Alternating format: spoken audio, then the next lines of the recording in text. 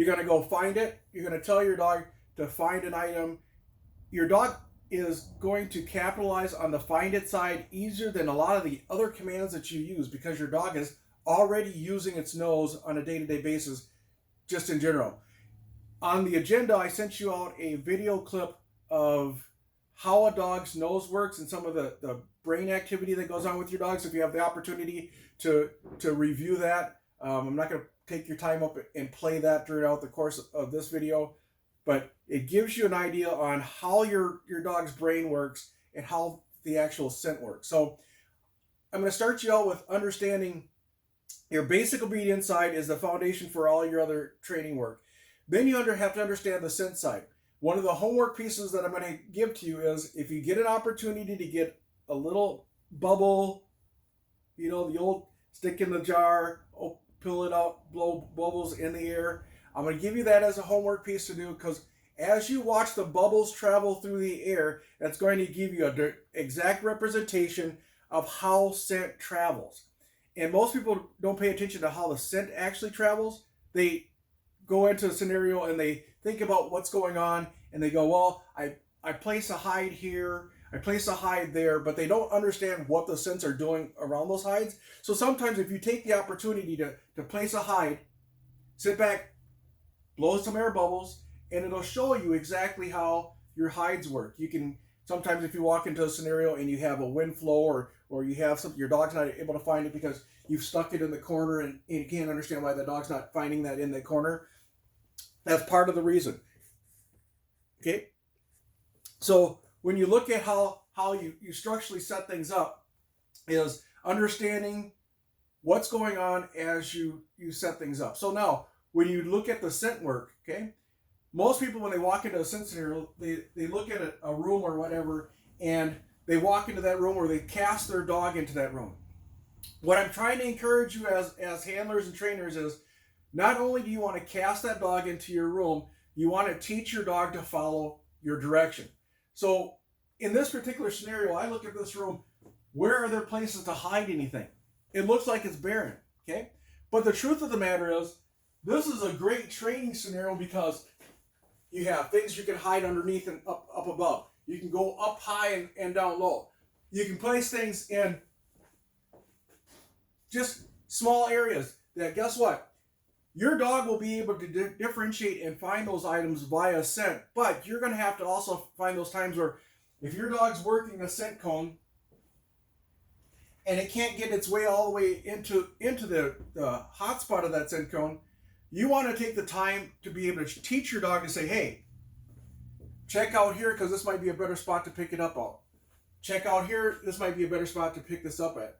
When we were training in the military, we always took a pattern, okay? And I encourage all handlers to, at some point in time, teach yourself to work a pattern. So in this particular scenario, I'd start here, I'd cast my dog in, okay? I'd step back. If my dog doesn't take its nose into a spot, if your dog is a great searcher and they go into that spot anyway, you don't have to. But if your dog misses something, okay, you cast them in and you teach them to follow that direction. Now you eliminate mistakes, or you eliminate the dog not catching a scent cone, okay? And I'll show you that when we bring out the other dog. So you can cast underneath, okay? You can cast high. You cast underneath. Cast high, especially in your corners. You cast up, have your dog smell up. Most of your hides aren't at 10 to 15 feet. But when we used to train our bomb dogs and drug dogs, we always, because where do people hide things? Where people can't see. Okay, where it's not going to be a normal view. When you look at when you're setting up for any of the sports, okay, most of your hides are not going to be somebody walking up on a ladder and setting it up there, but they're going to be high enough so that the dog oftentimes might have to stand on its hind legs in order to pinpoint where the hot spot is. So, but if you teach your dog to cast, okay, I want you to cast up here in the corners, because up here in this corner might be a great spot where the scent will hold. Now the scent could hold here, and the item could be way over here. Why? Because of whatever the air is doing in that room. So if the air is coming around and it's coming around the corner and it's going up, I don't have an upper ceiling in here. It could be up in the ceiling, and the dog could just have small draft scent coming down. And it comes up to this corner, loses it going this way, loses it going this way. Now, me as the coach, I'm watching my dog work, and I see my dog come over here, smell, smell, smell, gets here, gets extremely interested, gets over here, comes back, and walks out of it, and it's kind of lost, and then goes over here and continues on. It's my job as a coach of my dog to go, hey, let's go deeper in here and check this out. Because what happens is it has minor saturation here in the middle, trace scent here, and then but when it comes out of that scent, oftentimes you'll see a dog, they'll come out of the scent, they'll walk away, and now they're completely out of it, and it takes a seasoned dog to go, oh, I'm out of it, let me go back in here and check this out. After the dog has had many of lessons, and your dog has a higher level of skill, will they work that scenario out where they walk back into it and find and locate the item. So that's why the process of the training scenario works for the dog. So now, my last cast was here. I check up here, I cast up, and as I'm looking the scenario, I'm looking for visually where things can be hidden. Now, as I said, my background is in bomb and drug dog work. So when I'm going through, I'm looking what are the obstacles are, what are the corners are, where can things be hidden, and where can the odors be trapped? Because I want to make sure that I clear the area. And clearing the area is, I have a training scenario, and I have a bag on the floor, okay? With that bag on the floor, the average handler will come in, see that bag, the average dog will come in, see that the items on the floor, the visual stimuli will go to that. The average handler walks through, they smell that, they come back through their scenario, they come down through the edge, they go back around, and they're out. Now, if there's an item there, sometimes they find it, sometimes they walk it, but the distraction is enough to challenge a lot of the animals that are participating. So when you look at training your dog to take a scenario, you go, check it out, step back and watch. Because once your dog has been trained to take your direction, you're not telling him anything wrong. You're going, we're working together here as a team. We're working together here as a team.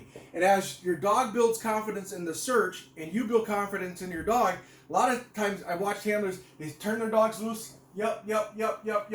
And I'll watch and see the dog go, I smell trace scent, and the handler keeps walking, and they literally walk the dog out of the hot scent. Happens all the time. Because the dog goes in, gives them one of these numbers, the handler goes, oh, is that contamination scent? So then they decide to continue on because they're looking at that it might be trace scent.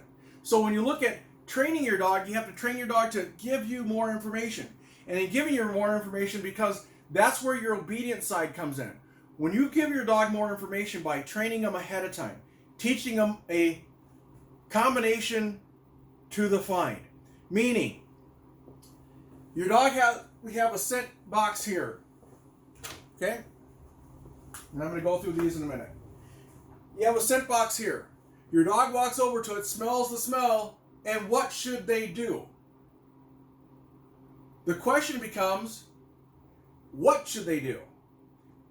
In the dog's world, if they smell something, their mind says, put it in their mouth and investigate it.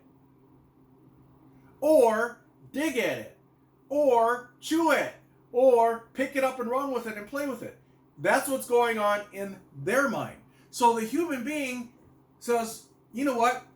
I've been working with a lot of trainers and they say, well, I want my dog to put its nose to it and point it like a pointing dog. The problem is the dog doesn't associate stop doing an action when you teach them that way.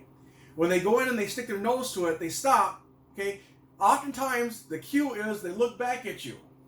Now, the handler will sometimes cache that dog at that spot with the cache at the item just so the dog understands what they're asking them to do. That's in some cases.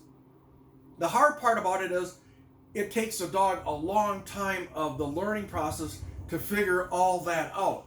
So if you teach a dog to go, guess what? When you smell this item, I want you to take the invisible command to sit at that item.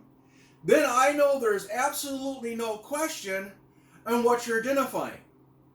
Because now you've changed the difference between when your dog's out in the field and you're playing in the backyard and your dog smells that squirrel and the dog looks back at you and you go, good dog. The dog goes, okay. So now when it walks into the house and it smells trace scent and your dog's working the trace scent, it sticks its nose at the trace scent and it looks back at you and you go, good dog. It goes, I'm confused. And if you've ever gone to a scent competition and watched handlers' dogs that have never been taught to sit at the item, you watch both of them get confused. You watch the dog get confused because, yep, I smell trace items, I smell trace items, I smell trace items. This is stronger than the trace item, but I still smell items. So, but I stick my nose to it, I look at my owner, they're still walking, and I continue on. Okay? Because the dog's confused. If you teach the dog to smell it, work it to its hottest source, and sit, you now have a definitive answer that your dog's doing it. When you go into a competition and you're timed, and your dog gives you the sit, and you go, next item, because you know you call the fine, guess what? Because of your training, your dog doesn't sit on the trace element. Your dog works it, gets it high, goes, I'm out of it here. Guess what? I sit here because I can't find it anywhere else because that's the hottest spot that I find it at. You taught your dog the invisible signal that the scent means sit. So if you're using birch, if you're using anise, if you're using any of the other products that are out there, guess what? Your dog will alert to the hot spot. So let's talk real quick when it comes to scent about contamination. Okay? Correct me if I'm wrong. The average person has potpourri in their house. Correct? Somewhere. Bathroom, kitchen, somewhere. They have some potpourri. Or if you're training scents, you have those scents in your house, correct?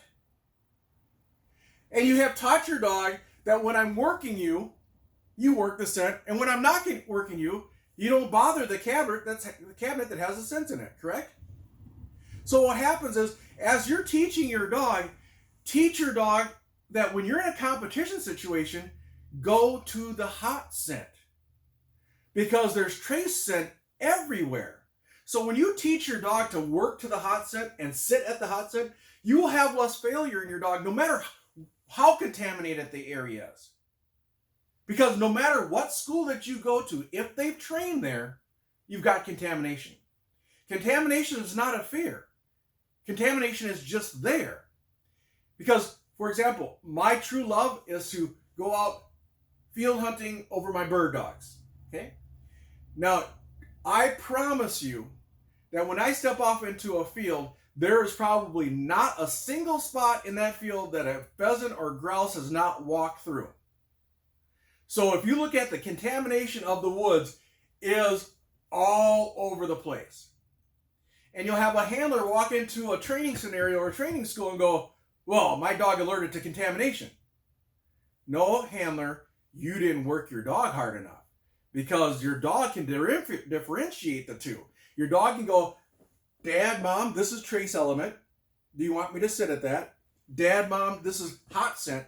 And in our training scenarios, in our competitions, our dogs alert at hot scent. So if we teach them that, it's a working process. So if you take your dog and put something that's trace scent, let it sit put a piece of trace scent on a piece of paper, okay? And let it set for a week. Then use it as your training scenario. Let that piece of paper set for a week. Okay? Put it in a piece of Tupperware. Let it set out the first time, and then store it in a piece of Tupperware. Okay? You take that piece of Tupperware paper, you set it on the ground. Your dog walks up to it, smells it. Tell it no. Don't let it alert to it. That's trace scent. Okay? You go another 8 feet and put the hot scent. You walk your dog up towards that hot scent. You give it the cue, sit. When it smells it, bingo. Now you've taught that young dog Leave the trace scent alone. It's not enough level of it yet. And work yourself to the hot scent because there's more scent here. What you're teaching your dog to do is use that great nose that they have, because when I go hunting with my field dogs, I guarantee you can tell when they're birding. You can tell when that bird's just passed through, and you can tell when that bird is directly in front of them. Now, and nobody gets to walk through the woods and say, guess what? You can't have any birds in these woods for the last 2 weeks. You can't have any birds in these woods for the last month. You can't do that because we're getting ready to go hunting this week, and I don't want any birds in these woods to distract my dog. Please. Okay?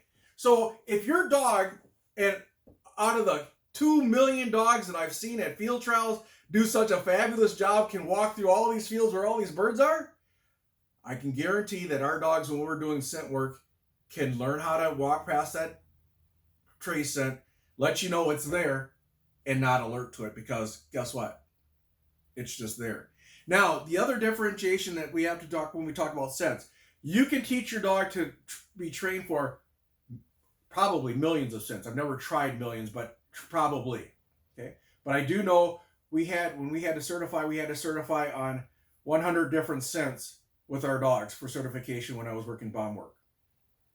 And part of the certification was the dog would go. We put 1,000 perfumes in a field, and we put 1 to 10 grams of whatever explosive product in the middle of that field, and our dogs had to find it. We had 100% success rate. Now, I got sick to my stomach with all the perfumes that I was smelling through because we were walking through those 1,000 perfumes. I mean, it literally overwhelmed me. And the dogs could walk straight through it, I'm going to let another person in. The dogs would work straight through it, walk right into the item from the downwind side without even hesitation or a problem. So with that said, it allows me to know that your dog can differentiate, because it was 1,000 different scents that we had planted. It took us a long time to plant them, and it was a pain in the butt, but we were in the military, so they said we had to, so we did. So you look at a dog walking through all those different mixtures of scents to the one scent that we had trained him to find. What does that tell me? The only thing that restricts my dog from doing something is myself, because I can place the scenario out. I can train my dog to find the scent. And yes, some dogs are better than others. Some dogs have a better olfactory sensor than others. But today, when I bring out the dog, I'm going to bring out a brachiocephalic dog that most people don't believe can do the training process because you don't see them. And I'm going to use a brachiocephalic dog because guess what? Sporting dogs, it's easy. Herding dogs, it's easy. Working dogs, it's easy.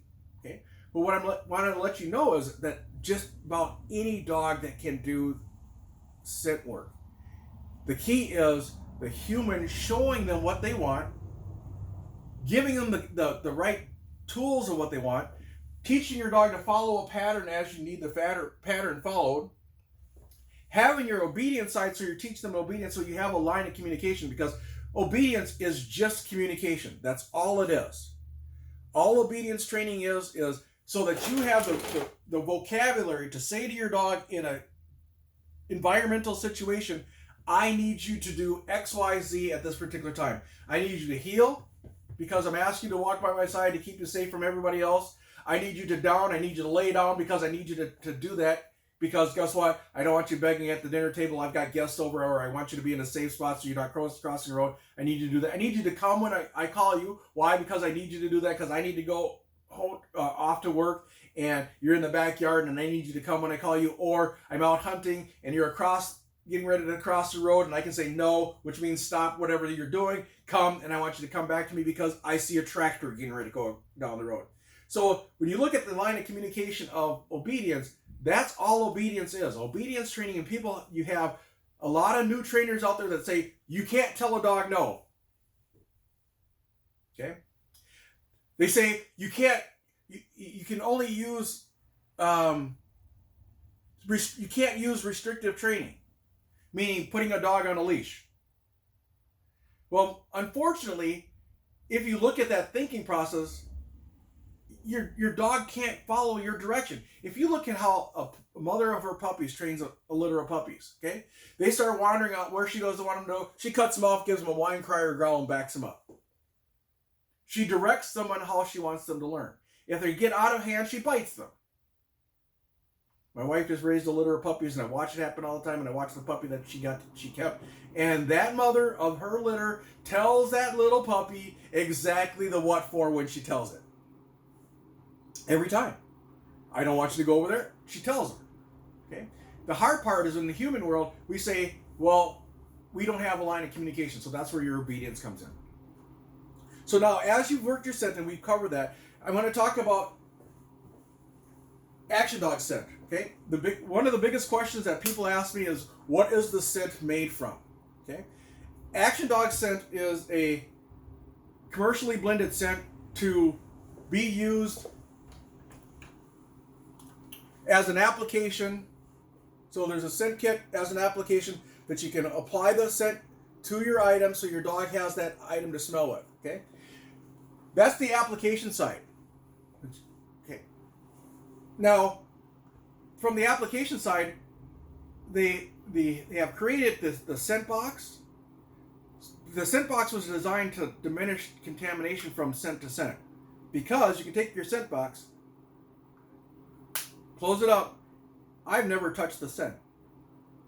The scent box will have my personal smell on it, but I'm not contaminating the scent within it. So I can take my scent box, I can place it somewhere, I can do my training scenario, I can come back, grab my scent box, close it, and I can go. I can take my scent box, toss it in my pocket. I'm not contaminating anything else, because one of the huge problems that people have when it comes to loose scents, like if you use birch, or if you take when you're putting the drops on a Q-tip, the contamination scent that you create at that particular stage of the game is a isolation contamination scent where you're creating a hot spot, and that hot spot stays. So you have to X that spot, because that hot spot, because of how it's applied, stays. The nice part about the Action Dog scent is when you pick it up, when you pick up the scent box, you've taken it with you. When you go to hide your scent box, now in this particular scenario it's visible, but there's lots of things that you can do.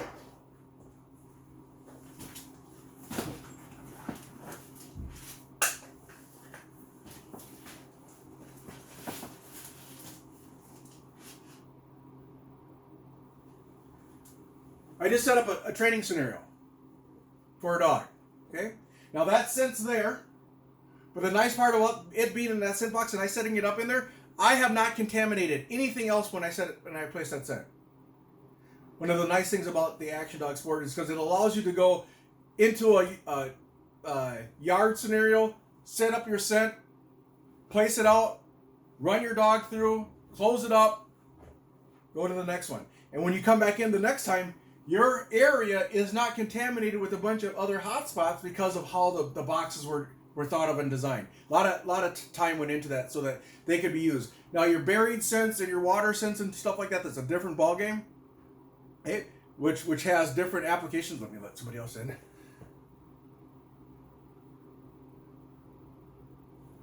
Okay. Different applications that allow individuals to do different things. And in some of the other search type work, when we go cover that, we'll cover that when you want to. I don't know if I'm going to do an AKC search presentation. The thought process is there. I've had a couple requests to do one, but that's a different realm for now.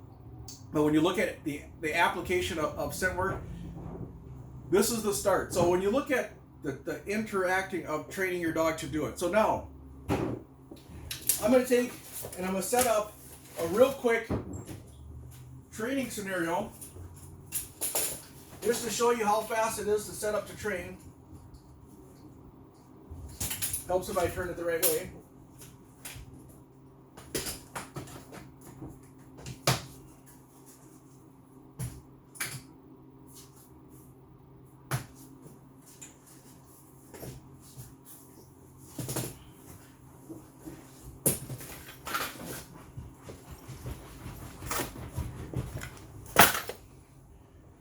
Now, I use this technique all the time to teach a dog. Okay. Now, I've set up a scent scenario. Okay. Now, this is the easiest one on the planet. What you're looking at teaching your dog to do is you're looking at teaching your dog to go into a scent area, use its nose. Once it's found the scent, give me the presentation of what I want for the response. After a response, I give them a reward. Now, some dogs' rewards are different. Some dogs like the scratch of the ears. Some dogs like for you to give them a treat. You're going to have to determine what your dog and what your dog's love and joy is. Some dogs, it's the toy or the ball and that kind of thing. So when it comes to that, as you're training your dog, you will discover how your dog will respond. If your dog is a repetitive dog where it can do things over and over and over and over again and it never gets tired, you're lucky. But sometimes, a lot of dogs, you take your training scenario, work your dog at a small level, keep your training scenarios extremely short. The shorter your training scenario, the better off you are. Also, in the short training scenarios, stop when your dog wants the next one. Don't go on past that. All of a sudden your dog starts losing interest and is not looking for something anymore. Stop. Stop. Back up. What you want to do is you want to train your dog to the point where your dog always wants the next one. When we used to do search work, lost individuals and cadaver searches, I would build my search teams up to being able to search for a 4-hour day straight. And people would always used to ask me, well, other schools would say, well, we don't want our dogs searching that long. I understand that, but when you're out there in the real world and you have to find little Johnny that's in the cornfield, you don't have time to take little Johnny's, when the sun's going down, to go, okay, we've searched for an hour now, so we're going to take another team and bring them in, contaminate the area, and continue to look for little Johnny. You have the dog that's already working the scent, but let the dog finish the job because it's easier on the scenario. But those are life-death thinking processes that went into the action dog that a lot of times behind the scenes people aren't considering and thinking about as they're working their animal. We're just talking about the fun side of teaching the action dog sport, having your dog do obedience work, having your dog use its nose and find something and go from there. So when you look at the introduction of the scent, I'm going to go through the process with a really, really young dog. Okay, it's been introduced a little bit, but this is one of those dogs which everybody can all appreciate that every single time you step off into a room, you started all over again. Has anybody in the group ever had one of those where you would think that the UPS would catch up to them with their brain, and the UPS truck comes up, drives up the driveway, backs out, and goes, oh, wait, where's my package? Okay. The most loving, sweet dog that you ever want to meet, but I think it's a few slices short of a loaf. But I'm going to bring this out because, and I'm going to use this dog because it's important for people to see and know what it takes to start a dog and how fun it is when the dog's light bulb comes on. In my formula, when I'm training a dog, I go 1,000 repetitions of the dog on leash for the dog to accomplish it one time off leash. And the reason why I use 1,000 to 1, I never get to that 1,000 and the dog's always willing to work for me. Here's what happens is I'm working the dog and I go 1, this is an introduction, this is a presentation to it, 2, this is a presentation to it, 3, this is a presentation to it, 4, this is a presentation to it. In my mind, I take the stress off the dog because my expectations for them to do it the one time off leash is not till I get to 1,000. So by me diminishing the expectations that I would put on my dog saves the dog because it gives them enough repetitions to be successful. Oftentimes as humans, we make the mistake of we walk into a training scenario, we tell our dogs to sit, and it does. My dog knows how to sit. All of a sudden, a stranger comes walking through, and we tell our dogs to sit, and it's like, whoa, whoa, whoa, whoa. And they're like, well, the dog always does it at home. Nope, the dog doesn't have the distractions at home. and the human hasn't done enough repetitions to override with communication the distractions. So what that tells me all the time is you have to up your repetitions so that the dog has an understanding that you're actually still talking to them.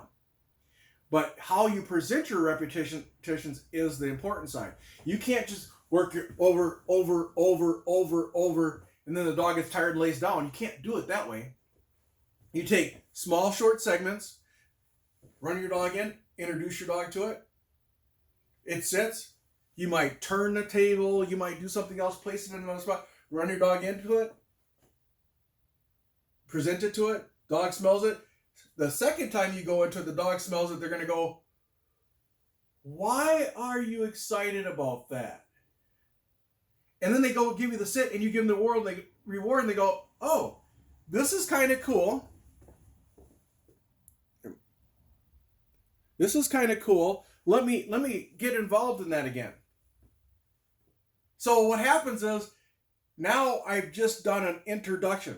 We do an open dog show, which an open competition at a outdoor sportsman show every year, and we take individuals whose dogs have very little obedience in them. They have very little interaction in any type of sport whatsoever. You have some good sport dogs that come in there too, don't get me wrong, but they haven't had any type of scent work, and a lot of times no competitive obedience. We show the dog a couple times, and then we take him into an open scenario, and it just amazes me every single time that the dog takes it from a 2-minute introduction into a competition scenario, and it finds it with just that kind of exposure. Why is that? Because the dog always wants to use its nose, and once you tell them that this is what I want you to use my nose for, they go, okay. Just like you take out a hunting dog, you turn it loose. If you've worked that dog over pheasants, you get into a pheasant field, you watch the squirrels run through, you watch the garbage birds get up, you watch all these other animals, and all of a sudden your dog locks up on point on that pheasant or grouse. All the other stuff, it's ignored. Trust me, it smelled all the other stuff. But it knows you're only happy when you find that one type of bird. And the more you work on those scents, the better off they are. Just like I used to have my older dog that would find roosters and not hens. Okay? And never goes, why? Because whenever the rooster would get shot or harvested, the dog goes, okay. And the hen, I go, let it go. Dog goes, okay. I don't get to make a retrieve. Because his fun side that he loved was after it came falling out of the air, he got to make the retrieve. So let me grab this young dog. I'll be right back.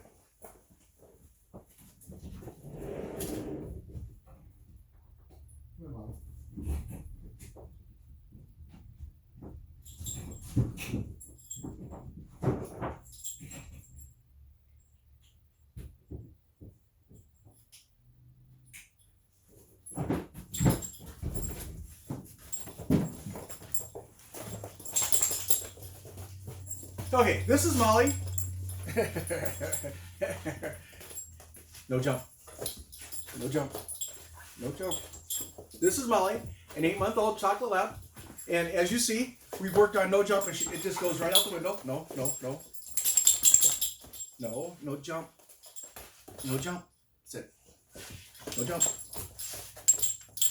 Now, this is the average dog that people bring home, and this is what they're working with. So with this young dog, I'm going to let her settle down a little bit. I'm going to work a little bit of obedience with her just to get her mind back to... No, Molly. Molly, sit. Good girl. Heel. Sit. Good girl.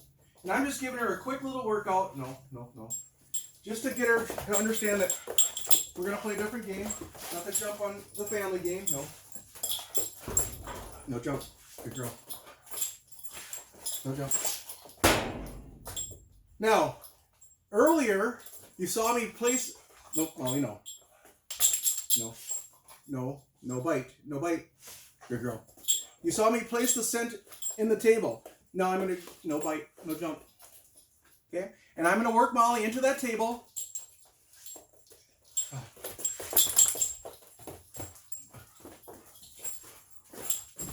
Good girl. Sit. Sit. Good girl. Good girl.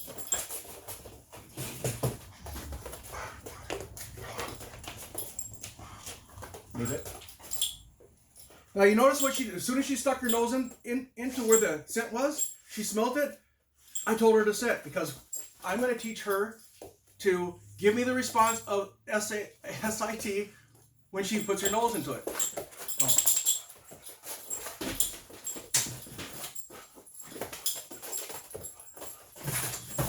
Sit. Good girl. Good girl. Now, as you notice Molly's response, I'm taking her in. I'm actually touching her. No, Molly, sit. Sit. Stay. I'm touching her around the scent, which most dogs, young dogs will do. They'll follow your hand. Your hand goes somewhere. They're going to go with it. No, sit. No, sit. No, sit. Good girl. Good girl. Just wait. Just wait.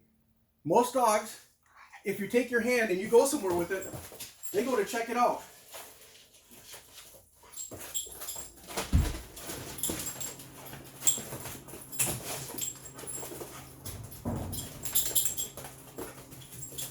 Sit. Good girl. Okay. Now you notice I'm beginning to introduce a pattern to her. Quick scenario. Want to sit? Sit. And I'm going to put her back. Good girl. I'll be right back.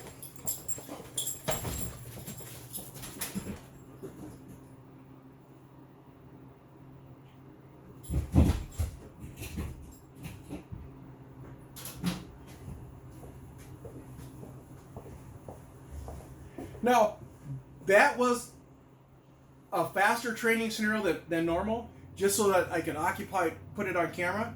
So what you're looking at is, you introduce your dog to the scent, you come in, let him smell it, because it smells different than all the rest of this. You notice her response was, she stuck her nose right into where the scent was, okay?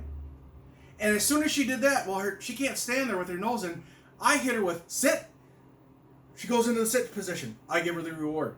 So what I'm showing her is, when you smell that, I want you to give me that strong sit reward. And as you get attacked by a bull terrier I'm watching the camera and watching one of the individuals get attacked by their dog. This is the fun side. I'm in people's living rooms and watching their dogs get attacked. Or attacked them, licking their ears off.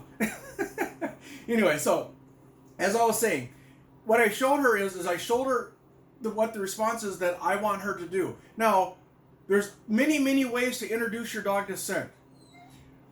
One of the best that I have found is you take them, you walk them into that scent cone,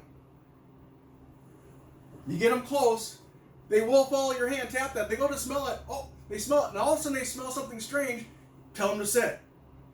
You're telling them to sit at that scent cone. Now, you're going to build from there. That was a small, short, quick scenario.